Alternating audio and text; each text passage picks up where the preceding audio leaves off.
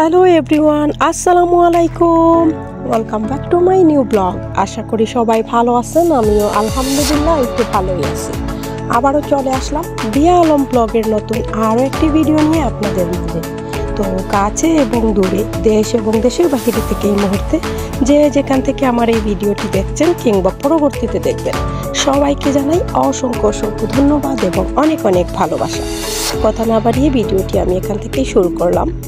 তো এখানে আমি ডাল কিন্তু ফ্রিজে জায়গা ছিল না, সেই জন্য রাখিনি। আর আমি ডাল ভাঙিয়ে এনেছি। আর কাঁচা ডালের পেঁয়াজু খেতে বেশি ভালো লাগে, সেই জন্য কিছুটা এখানে করে রাখলাম। তো আমি যেভাবে রাখি আর কি, পেঁয়াজ তারপরে হচ্ছে পেস্ট করে টমেটো এরকমই আমি রাখছি। দেখুন, এক একটা পিস এক এক দিন আমি বের করব যখন আমার যতটা প্রয়োজন। এভাবে করে রেখে দিচ্ছি আমি একটি পলি ব্যাগে। ফ্রিজে জায়গা নেই যেহেতু পলি ব্যাগে রেখে দিচ্ছি সুবিধার জন্য।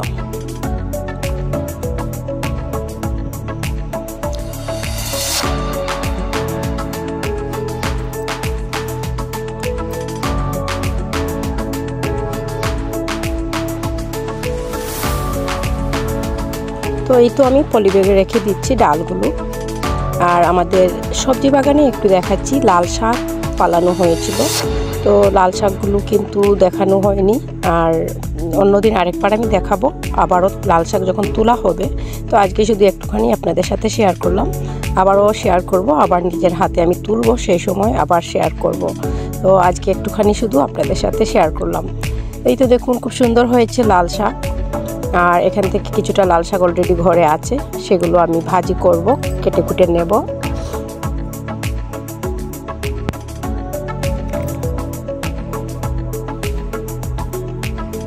তো এই তো দেখুন, দেখতেই পাচ্ছেন মাশাআল্লাহ খুব সুন্দর হয়েছে। আমি ভাজি করার জন্য শাক কিন্তু ঘরে আছে, সেগুলো আমি ভাজি করব। তো মাশাআল্লাহ নিজের গাছের লাল শাক খুব সুন্দর হয়েছিল। আর কালারটা দেখুন কতটা সুন্দর হয়েছিল, টাটকা একদম ফ্রেশ লাল শাকগুলো।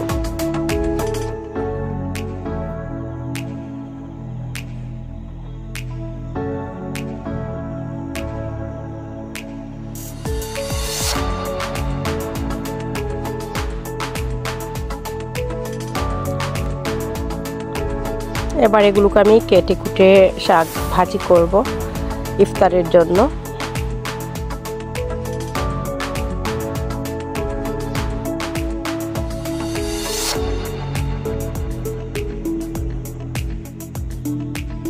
আর অলরেডি আমি ইফতার রেডি করে নিয়েছি। ইফতারগুলো এখানে ভুনা খিচুড়ি, প্রতিদিনের মতো আর কি ভুনা খিচুড়ি আমার ঘরে থাকতেই হবে। ছোলা ভাজা, লাল শাক ভাজি করেছি, পেঁয়াজু বেগুনি, এগুলোই জাস্ট যেগুলো প্রয়োজন সেগুলো। প্রতিদিনের এর চেয়ে অন্য কিছু আর বেশি আমি করি না, যেগুলো প্রয়োজন ততটুকুই করি। আর এই তো দেখুন, এখানে কিন্তু শসা, সালাদ, তারপরে এগুলো বাজার থেকে কিনে নিয়ে আসা হয়েছিল। এখানে বাখরখানি, তো বাখরখানিটা আসলে চা দিয়ে খাবো আমি। ইফতারের সময় কিছুই খাওয়া হয় না, পরবর্তীতে চা দিয়ে বাখরখানি খাবো সন্ধ্যার পরে। তো যারা যেখান থেকে আমার ভিডিওটি দেখছেন সবাইকে অনেক অনেক ভালোবাসা এবং অসংখ্য ধন্যবাদ। নতুন কোনো বন্ধু যদি আজকে আমার ভিডিওটি দেখে থাকেন, অবশ্যই চ্যানেলটির পাশেই থেকে যাবে। আর আমার পুরনো বন্ধুদেরকে অনেক অনেক ভালোবাসা এবং অসংখ্য ধন্যবাদ সবাইকে। আর এই যে দেখুন, আমি কিন্তু অলরেডি প্লেটে ইফতারগুলো সাজিয়েও নিয়েছিলাম, একটুখানি আপনাদের সাথেও শেয়ার করলাম। মাশাআল্লাহ দেখতে দেখতে কিন্তু রমাদান 5টা রমজানের রোজা সম্পন্ন হলো। আর এই যে দেখুন, এখানে হচ্ছে গিয়ে চা বসিয়ে দিয়েছি। চা সন্ধ্যার পরেই কিন্তু আমি ইফতার করেই নামাজে বসার আগেই চাটা বসিয়ে নামাজ পড়ি। আমার কিন্তু ইফতার করেই চা লাগবে। তো নামাজ থেকে উঠেই কিন্তু চাটা আমি খেতেই হবে। তো এই তো দেখুন, চা অলরেডি, বাখরখানিগুলো গরম করে নেব। চায়ের সাথে গরম বাখরখানি করতে হবে, কারণ এগুলো ঠান্ডা হয়ে আছে। আর এই যে মাশাআল্লাহ খুব সুন্দর চায়ের কালারটা দেখুন। আর চা খেয়ে শরীরটা কিন্তু আমার ফুরফুরে হয়ে যায় সন্ধ্যার পরে। আর আমরা চা খাওয়া দাওয়া করে কিন্তু কি করব সেটাও আপনাদের সাথেই শেয়ার করব।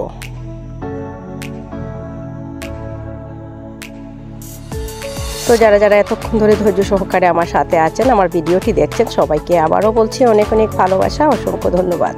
আর এই যে দেখুন এখানে হচ্ছে গিয়ে কি করা হচ্ছে বলুন, এটা হচ্ছে গিয়ে, যাই হোক এটা আমার ভাই আসলে ও করেছিল,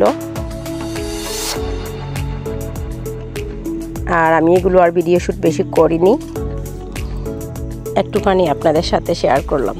তারপরে হচ্ছে সবার খাওয়া দাওয়া শেষ, আমি আর ভিডিও শ্যুট করিনি, আমি এক পিস ছিল আমার জন্য, সেইটুকু একটুখানি আপনাদের সাথে শেয়ার করলাম।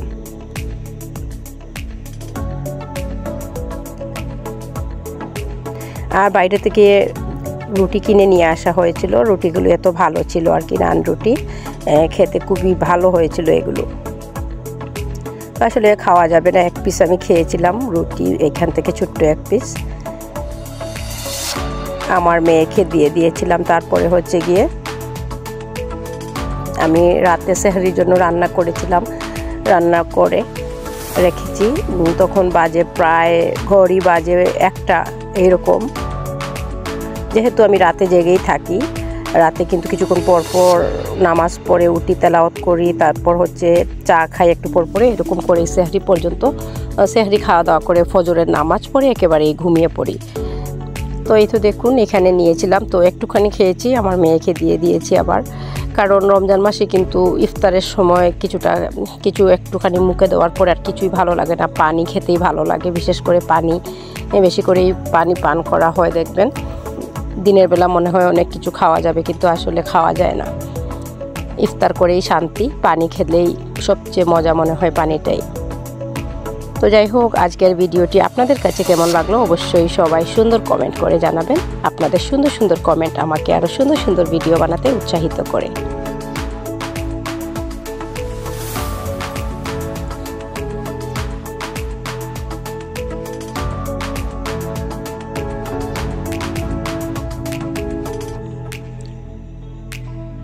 যারা এখনও পর্যন্ত লাইক করেনি প্লিজ ছোট্ট একটি লাইক করে দেবেন, আপনাদের একটি লাইক অনেকের কাছে পৌঁছে যাবে আমার এই ছোট্ট ভিডিওটি।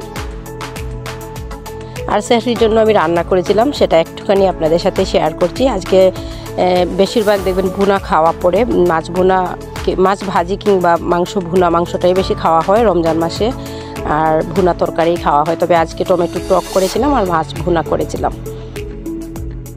সেহরির রান্না আর কি, তো একটুখানি সেটাও শেয়ার করলাম। তখন বাজে ঘড়ি 1:30 হয়ে গেছে, আর এই যে টমেটো টকটা করেছি আমি। এদিকে আমি ভাতও রান্না করে নিয়েছি, দেখুন গরম গরম ভাত, আর এখানে হচ্ছে মাছ ভুনা। তো ফাইনালি আমার সব কিছু শেয়ার করলাম আপনাদের সাথে সেহরি পর্যন্ত, ইফতার থেকে। তো আজকের ভিডিওটি ভালো লাগলে অবশ্যই লাইক কমেন্ট শেয়ার করে দিবেন। তো সবাই ভালো থাকবেন, সুস্থ থাকবেন, এবং সবসময় সবাই দিয়া আলম ব্লগের সাথেই থাকবেন। দিয়া আলম ব্লগও সবার সাথে আছে এবং থাকবে ইনশাল্লাহ। নেক্সট আরও একটি নতুন ভিডিও দেখার আমন্ত্রণ জানিয়ে আল্লাহ হাফিজ এভরিওয়ান, আসসালামু আলাইকুম।